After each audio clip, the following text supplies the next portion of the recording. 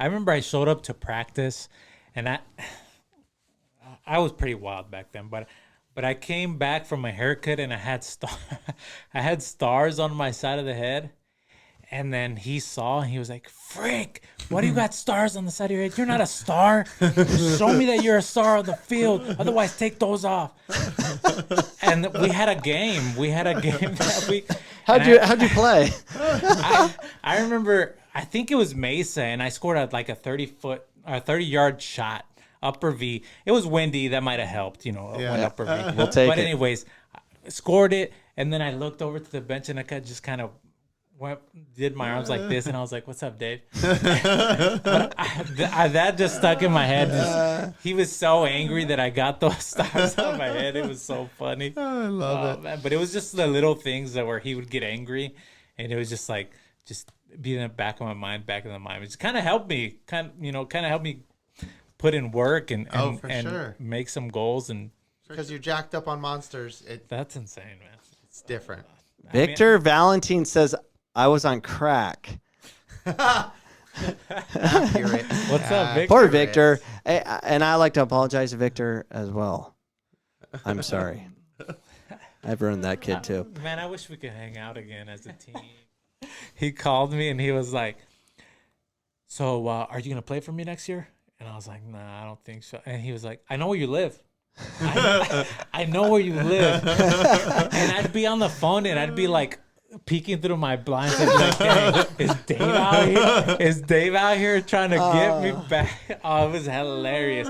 But it was just like, he was trying to get me back, but I was just so fed up. I was like, man, I don't, to where the point where like that, I think I took that whole year off. And then the following year I was like, man, I want to play again.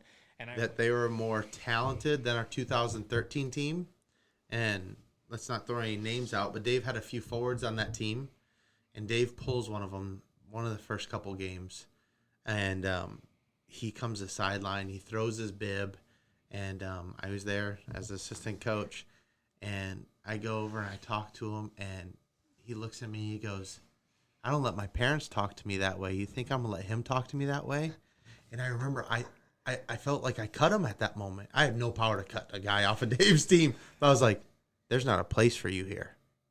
And he's like, "What?" I was like, "There's not a place for you here." And he walked into the stands. And I was thinking for a moment, I was like, I can't do this coaching thing. No way.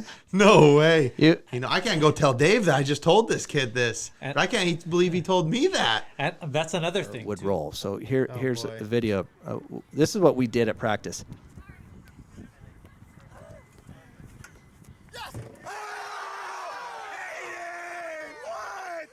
We had so much fun. Must be nice. I got the worst in 2009. Oh yeah. Oh man. What? Hey, you know how many shirts I sold for Dave Cameron? A lot. Oh, I had that video. Did I send it to you? Here's another video of what we did in 2013.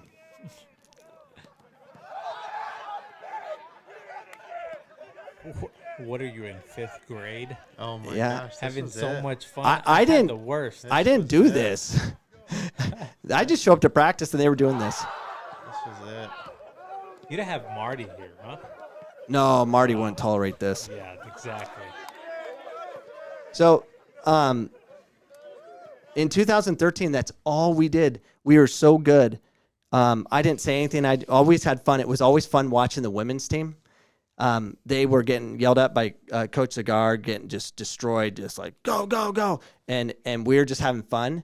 And I loved doing that because it was kind of mean because the girls are just looking at us like, why are we suffering so much? But it was a loosey-goosey atmosphere because we were that good. We were scary. And I just kind of just went into that mold. How about celebrations? Do you still condemn those? No, not at all. Not at all. You remember? I remember when. I remember before a game, he was like, "You better not celebrate. We don't need no yellow cards, no red cards, no nothing." Yeah, and I remember I scored and I started celebrating. He was the one I hugged after I ran. Hilarious. After I ran to the side, he kind of pushed me away. But it was funny. Yeah. It was so much fun. Yeah, the officials were nuts. Dave's The officials personality. And it's so funny with Dave. So many people know David Cameron, and some cringe. And they hate me. Some cringe, like, oh my goodness. And it's because of the way things come out of his mouth. But I'll say this, not just because I'm in front of him. Anybody that knows me knows how I feel about Dave. Dave will give his shirt off his back for you. But he can throw up information on you that will make you cringe and want to go the opposite way. So that's why that perspective of being able to watch all those 2009 players to the conversation of Dave saying, hey, come back and play soccer was, I can add some value. I can't touch a soccer ball very well, but I can add some value. And, now that, the years pass and, you're grown and you kind of see it in a different way, you kind of realize that you need someone like that. You need someone to push you to your limits. And you don't need a friend. Mm-hmm. You don't need a friend. You need someone to push you. And even though, you might not agree with what he says, but it's coming from him in a good perspective, in a good idea. So you need to just stick to it, man. I mean, you're not always going to be on a team where there's a coach that you like. Yeah. You know what I mean? You could be in one of the greatest teams and the coach could, be on your, could mess with your mind a little bit. But if you're winning.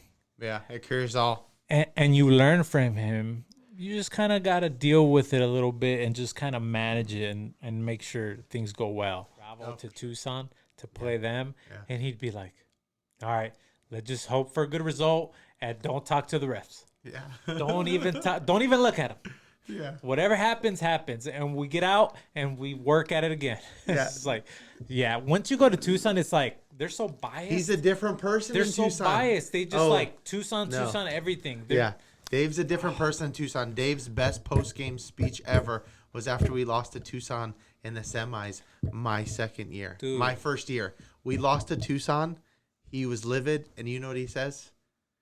He's looking around. He goes, hurry up. Let's get out of here. They don't even have sidewalks here. I looked around. I paused for a moment. I was so confused. I was like, they don't have sidewalks here. What? All right, let's go. Tucson doesn't have sidewalks. They don't spend the tax dollars well over there. It's better now. They have stadiums and stuff. That's kind of cool. But yeah, I mean, they would just get the outer border of the sidewalk. They never complete it, and then it's dirt in between. I don't get it. Yeah, they were good. Jonathan Cortez was supposed to go to UNLV, and he goes a flipping NAU. Oh, that's news. To follow a girl. So it totally goes with Valentine's. Oh boy. Will you be mine? This is new to me, Cortez. I was ticked. You've been blasted by Dave. Girls, huh? I tell you what. Girls ruin everything. Seriously. Except daughters. Daughters are awesome. There you go.